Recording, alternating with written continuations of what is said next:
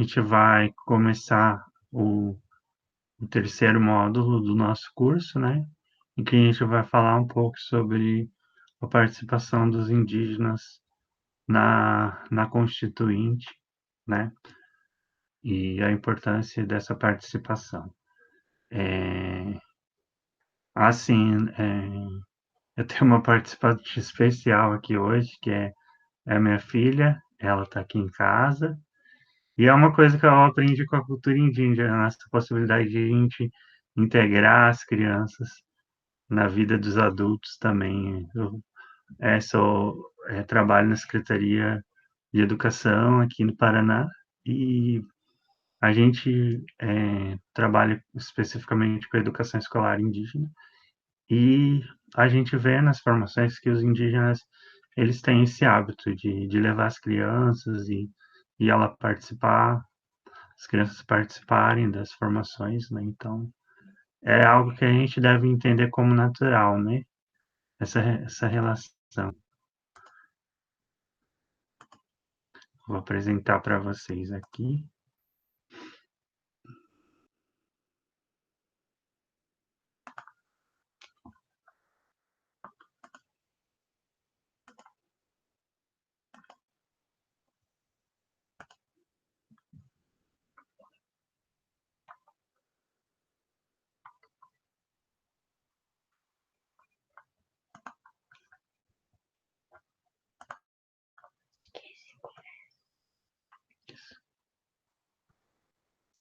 Então, esse módulo vai falar sobre o movimento indígena e a sua participação na Constituição de 1988, né? A Constituição, ela, assim, primeiramente a gente vai falar um pouco a partir da análise que o Gerson Banian faz nesse livro aqui, que é um livro, uma coletânea publicada pela Cida Ramos, da UNB, e ele faz uma análise sobre a importância da Constituição de 1988 para os indígenas e também os problemas que gerou depois para os indígenas e também as questões que não se efetivaram, né? Então, das coisas mais importantes foi a superação da tutela, que já desde a fundação, né, do SPI, a tutela era algo que acontecia, foi uma vigência até 1980, de 1910 até 1988, os indígenas foram tutelados, ou seja, eles não eram considerados plenamente capazes de exercer sua cidadania, né?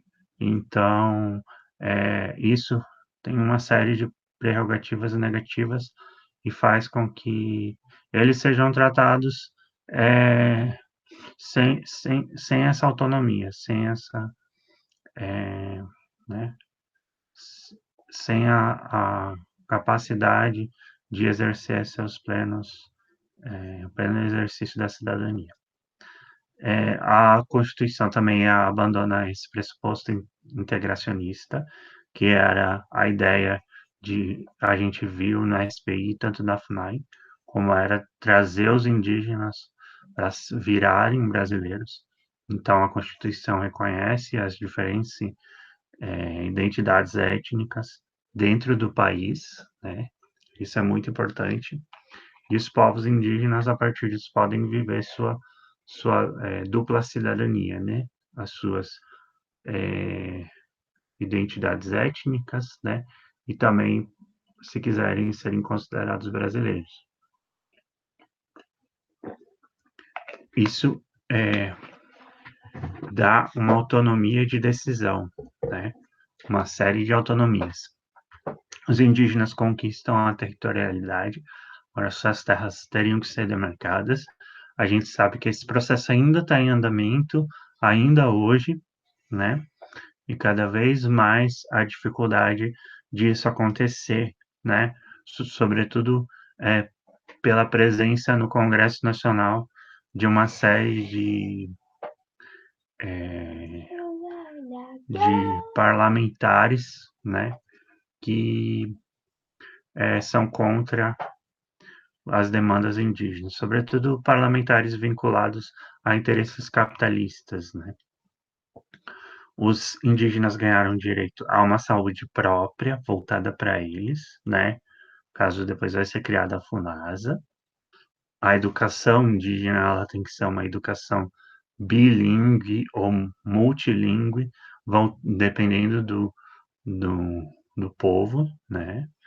A gente tem povos que falam mais de uma língua, a gente tem línguas de contatos também. Então, uma educação voltada, sobretudo, para demanda da cultura indígena, né? Então, e eles têm direito de ter uma cultura diferenciada. Eles não têm que se equiparar à nossa cultura. Então, isso foi chamado de cidadania híbrida. Então, ao mesmo tempo, eles têm essa identidade étnica própria, específica, e por outro lado, eles têm a cidadania nacional também.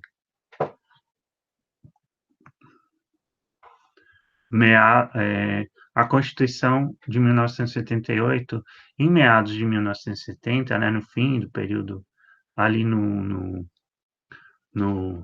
meados do período da ditadura,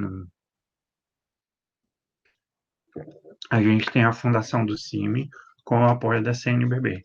Então, a Igreja Católica entra na questão indígena de uma forma bem intensa, sobretudo a Igreja Renovada, né, a Teologia da Libertação. Então, a fundação do Conselho Indigenista Missionário é parte daí, né? Então, é, a Igreja Católica apoia as demandas indígenas, e isso vai gerar, aos poucos, vai fazer com que, segundo, né, o texto do Baniwa, isso vai gerar uma possibilidade aí de os indígenas se organizarem por conta própria a partir dos anos 80, né? No final dos anos 70, começo dos anos 80, então vai ser fundado várias organizações indígenas próprias, Operação Amazônica Nativa, Centro de Trabalho Indigenista, a Comissão Pró Yanomami, e essas são as mais importantes, né?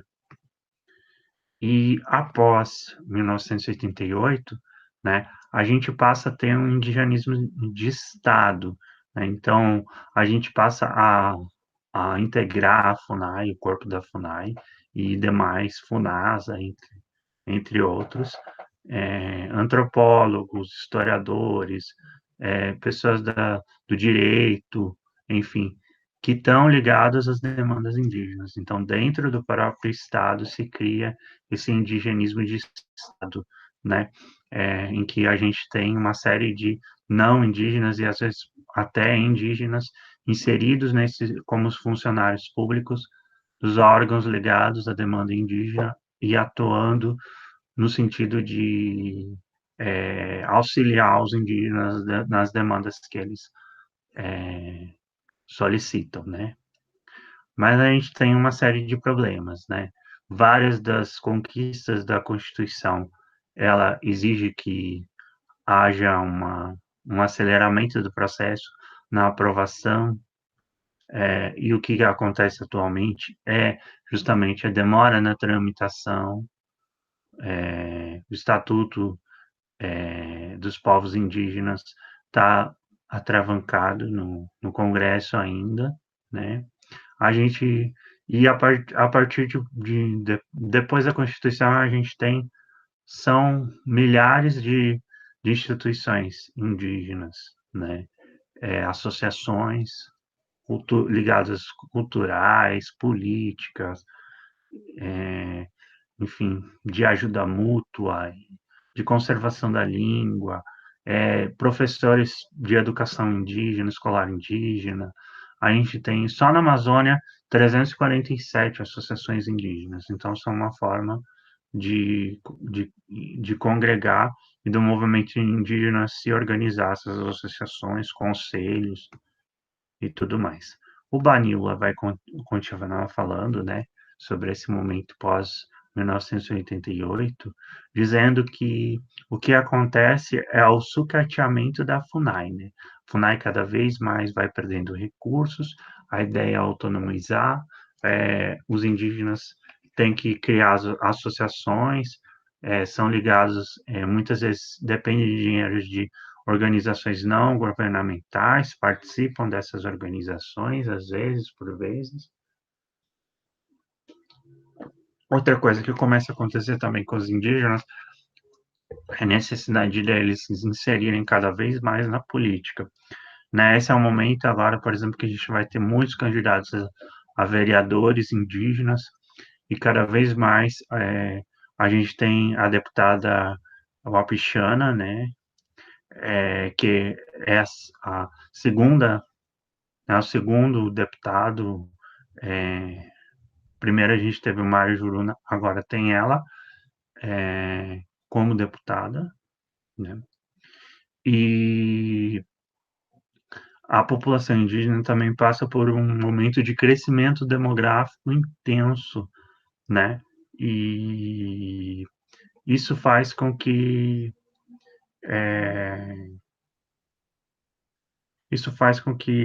cerca de 5% o crescimento é anual, quanto a população não indígena é de 1,6. Então, isso faz com que a necessidade de haver mais terras para os indígenas, né, já que eles estão confinados muitas vezes em reservas pequenas, que foram estimadas para o momento anterior e agora a gente tem um outro contingente populacional que precisa de espaço para se desenvolver e tudo mais. Isso vai gerar as retomadas que a gente vai, é uma das causas das retomadas que a gente vai ver no próximo tópico, né? Então, muitas das demandas indígenas, já que a demora da aprovação de demarcações de terra, então há uma entrada no meio jurídico. A tentativa foi o caso de Raposa Serra do Sol, que foi conquistada graças ao STF, né? A uma resolução, um consenso que chegou-se no STF da necessidade que as terras eram indígenas, da necessidade da saída dos arrozeiros da região, né? E a terra foi homologada via justiça. E outra coisa também que pega bastante nesse contexto é o modelo hierarquizado das associações indígenas, né? Então, um modelo muito não indígena, né? Que se baseia nessa relação de poder, presidente, enfim.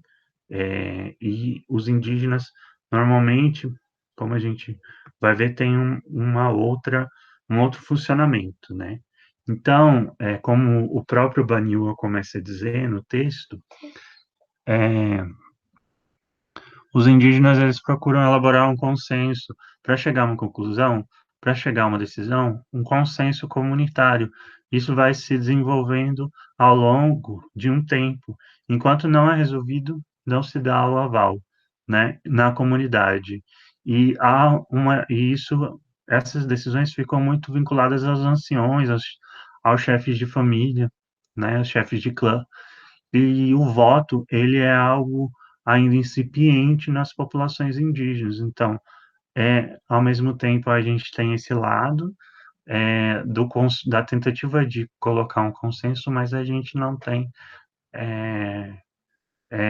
a, a presença, na maioria das comunidades, do voto, né?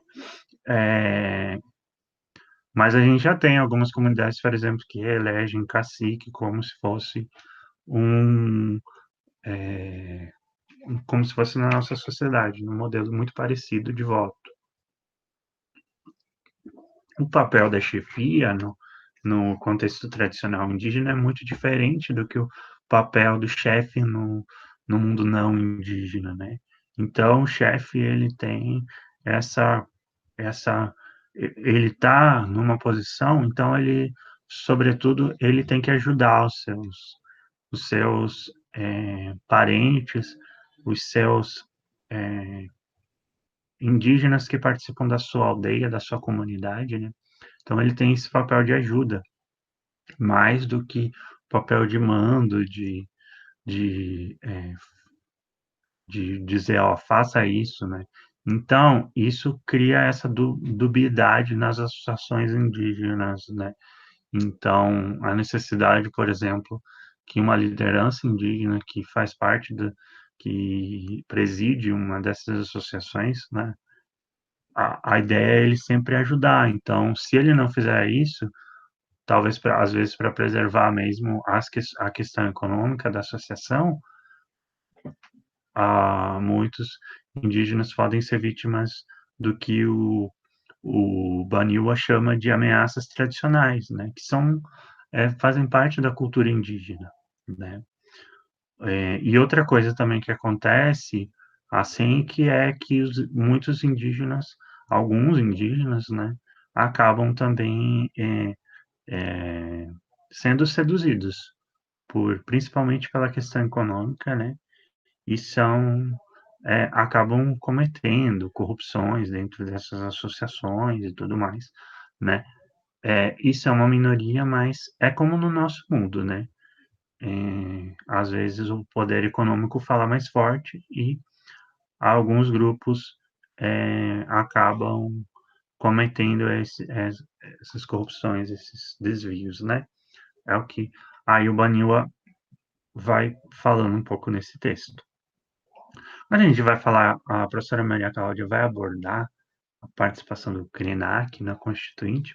A gente vai falar um pouco de uma entrevista de ele analisando essa participação dele agora em 2018, tá?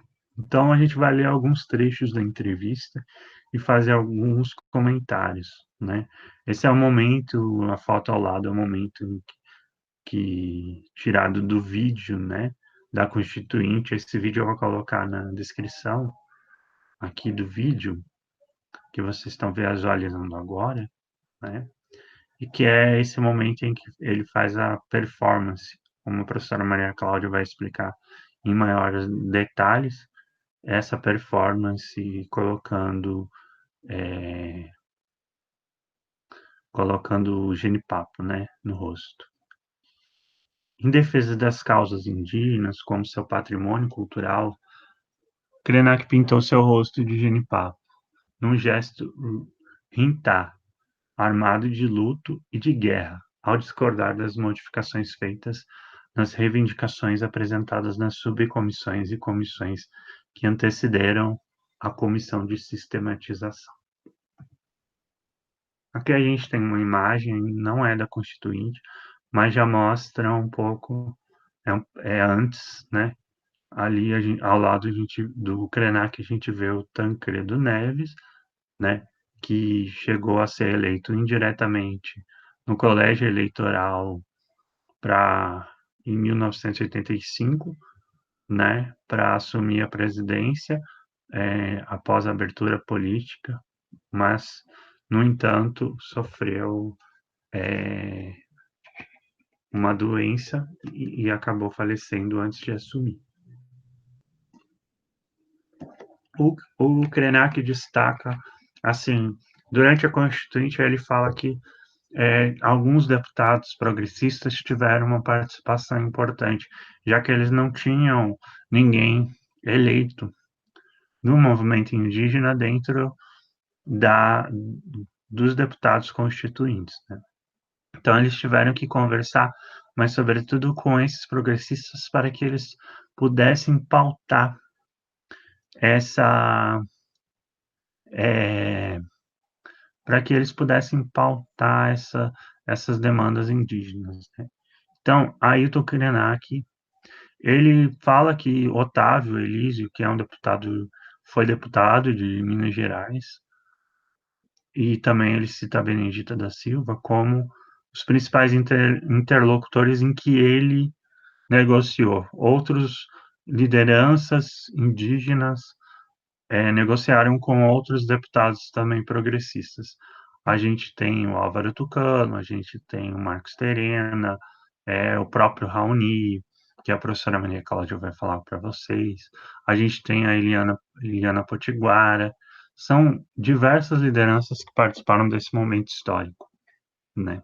Então, Otávio tem uma percepção muito tranquila de que o povo brasileiro é uma formação, é uma nação o tempo inteiro se atualizando, a despeito de ter sua origem, digamos assim, histórica, mais antiga, os índios, os negros e depois os portugueses, depois os italianos.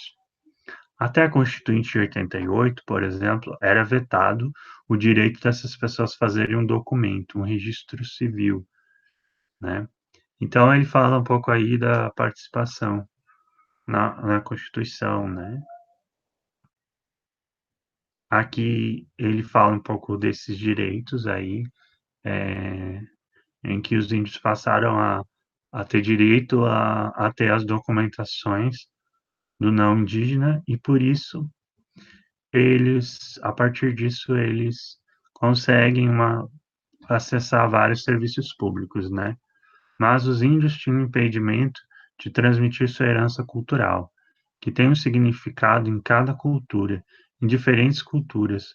Pode ter diferentes significados o nome da pessoa, o prenome. No caso dos povos indígenas, essa herança que é transmitida com o nome, ele tem um condão de fazer que essa criança que recebe esse nome, essa nominação, se vincule também com outros ritos futuros de identidade, de construção de identidade. É muito trágico que durante tanto tempo, talvez 2 séculos, do século XVIII até o final do XX, pelo menos, muitos desses povos tenham sido impedidos de fazer essa transmissão no âmbito doméstico.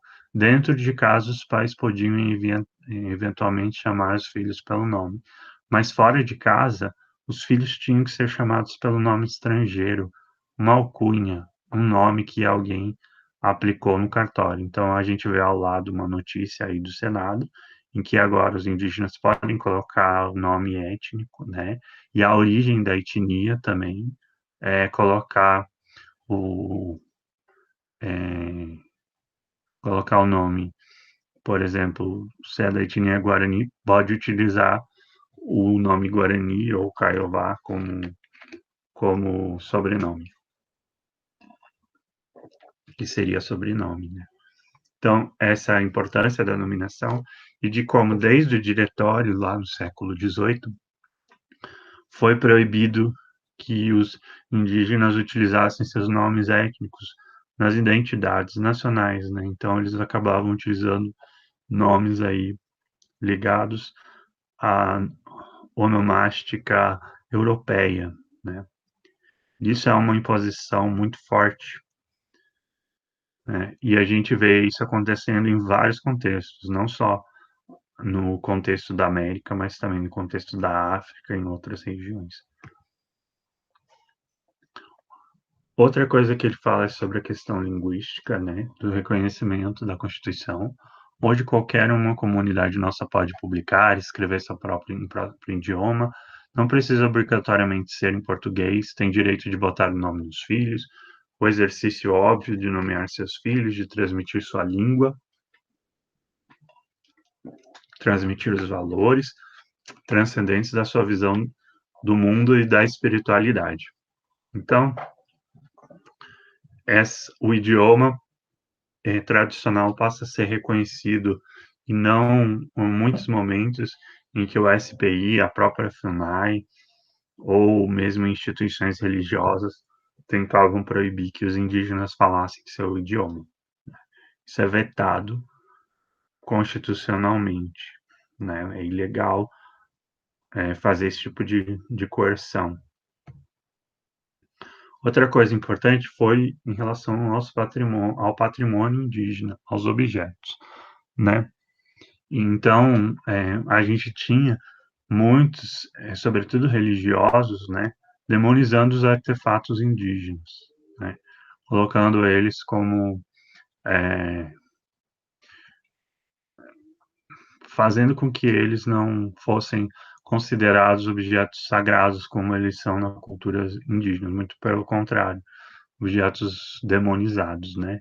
Então, na entrevista do Ailton Krenak, ele fala que ele revê essa participação dele na Constituição e a importância da, da Constituição para os indígenas atualmente. Ele fala, são recursos. Então, o que é interessante é que mesmo a gente vivendo o exercício da pintura corporal, dos ritos, da construção desses objetos todos e sentindo como que esses recursos são suporte para a nossa vida, para a nossa existência, seja para a nossa existência física, protegendo um abrigo à nossa casa, os objetos, as ferramentas e os artefatos que a gente usa para preparar o alimento, para preparar os remédios, para construir a ponte entre a prática cotidiana dos rituais. Então, a importância desse reconhecimento dos objetos tradicionais indígenas. Tá. Outra coisa é a questão do território, né? Que em relação valorativa é a mais importante. Ganho na Constituição. E é o que mais pega hoje atualmente, né? Um conflito maior. Então, assim, e sobre essa questão dos territórios, ele fala. Então, assim, o negócio é o seguinte: se tiver um coletivo que decidiu que vai viver numa determinada orla, numa praia, entendeu? Ou no vulcão, ou na beira de um furacão, se eles decidirem reivindicar o direito de viver ali, existe hoje resguardo para esse direito. Isto que é bacana, isso que é importante.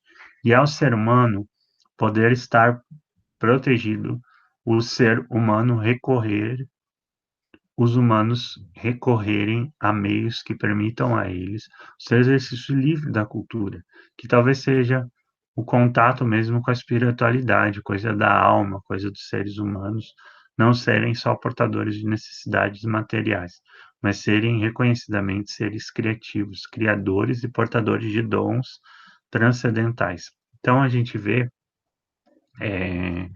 essa questão, né? Hoje a gente tem toda a discussão sobre o marco temporal.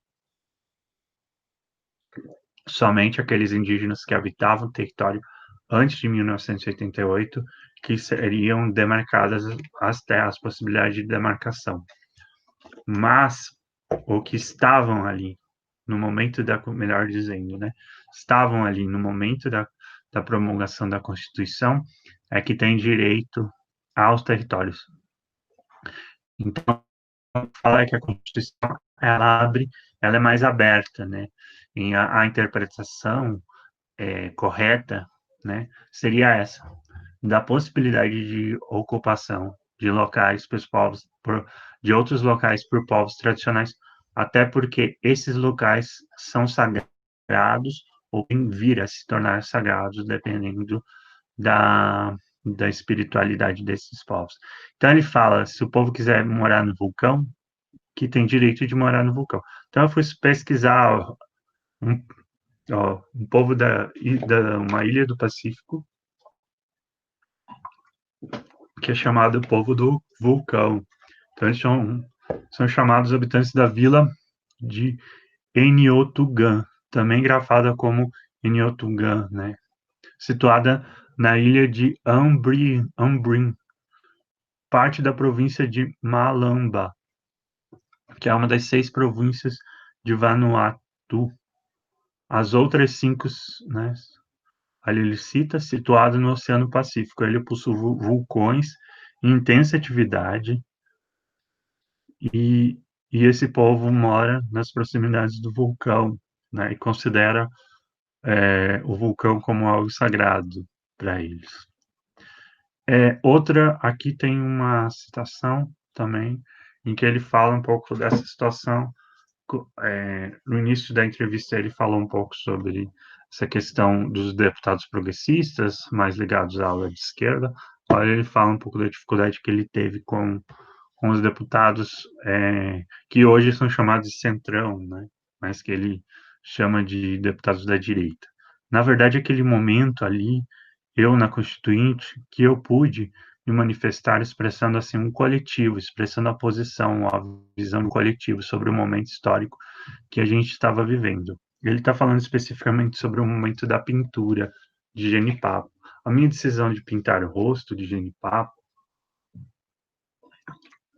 pintar a cara de Genipapo, é o que Genipapo, a despeito de que ele ser uma coisa da cultura dos índios, que é pintar o rosto de preto. Ele tem certo sentido universal, também que é de luto.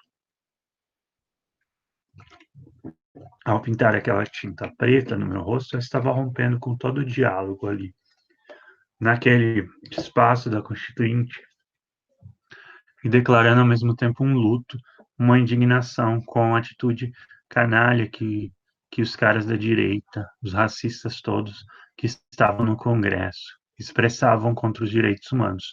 Mas eu também estava declarando uma guerra para eles e gritando para eles: vocês são todos. Eu não tenho medo de vocês. Morte, morte. Eu estava dando um grito de guerra.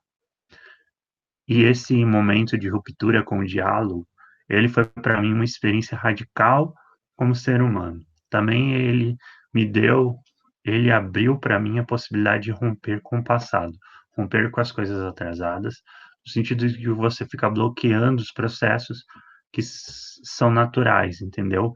Eu tinha entendido que naquele momento a gente tinha que botar para quebrar mesmo. Se a gente tivesse que brigar, os caras ficavam fazendo aquele jogo de direita, um jogo canalha de direita, assim de cercear os nossos direitos. Mas, cinicamente, aquela coisa do parlamento, teve um momento que eu percebi que o parlamento era um lugar de conversa, era um lugar da palavra, o parlamento. O próprio nome do lugar já definia isso. E, a despeito daquele lugar ser o parlamento, eu tinha 10 minutos para dizer tudo que o povo indígena e outras minorias tinham para dizer num congresso de 400 e tantos parlamentares, que nenhum deles ali estava a fim de ouvir. Então eu falei, pô, isso aqui é um engodo, entendeu? Aqui é o momento tiete dos ministrantes do curso.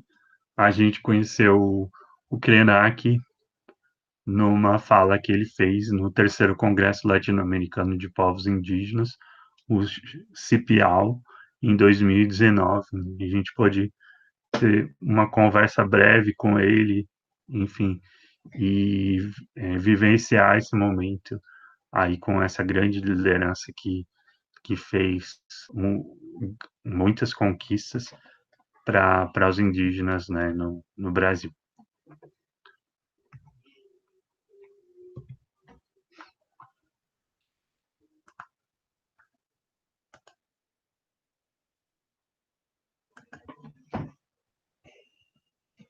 Tchau, pessoal, então, até breve.